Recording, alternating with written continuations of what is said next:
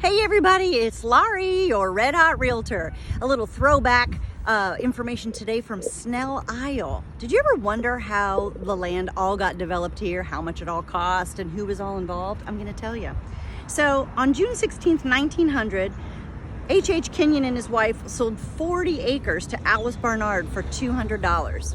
The reason that's important is because those same 40 acres later were a lot more than that, and not that much later. So remember, 40 acres, $200. Hold on.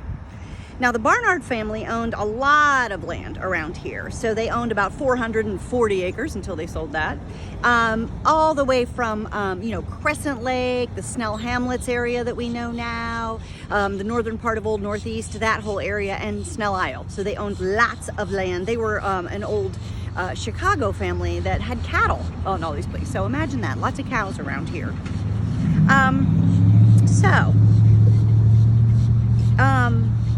In 1908, Alice Barnard died, and C. Perry Snell, where we lived, came to St. Petersburg with his wife Lillian.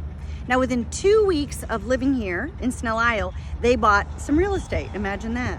They bought actually between 1st and 2nd Avenue Northeast, between Beach Drive and 1st Street. You know how we call that first block? It's because it was one of the first blocks developed and he started that whole thing.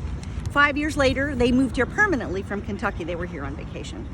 So that's when Snell bought those 40 acres from Alice Barnard's estate for $2,000. Wait a minute, let's go back. $200 to $2,000 in a matter of years. Sounds familiar, doesn't it? So he bought that in 1911. In 1912, he transferred to J.C. Hamlet for $500, half of the undivided interest. So together, those two, in 1914, bought 400 acres, so now they have 440 acres, for $67,000. For 400 acres. So that's all of Snell Isle and all that area that I talked to you about. And on 1919, for some reason, couldn't find out why, J.C. Hamlet deeded back his half of the interest for only $10. I don't know what that meant, doesn't make sense. So I think there's a story there. So in 1925, Snell got all excited and he decided that he would put $7 million into the development of Snell Isle. And 2 months later, the boom of the 1920s happened. The real estate boom. Bust. So everybody else kind of got screwed over, but he continued and persevered. And he did create Snell Isle. Now, $7 million was a lot of money back then. Remember the big deal about the $1 million pier that was done around the same time, and that was only $1 million, and it was $7 million that he was doing this development. So in 1930, Mr. Snell divorced his first wife. Her name was Lillian Allen, by the way, and she gave him the money to start all this, and he divorced her in 1930, and he wasn't very generous, even though all the stuff that he had built was from her fortune.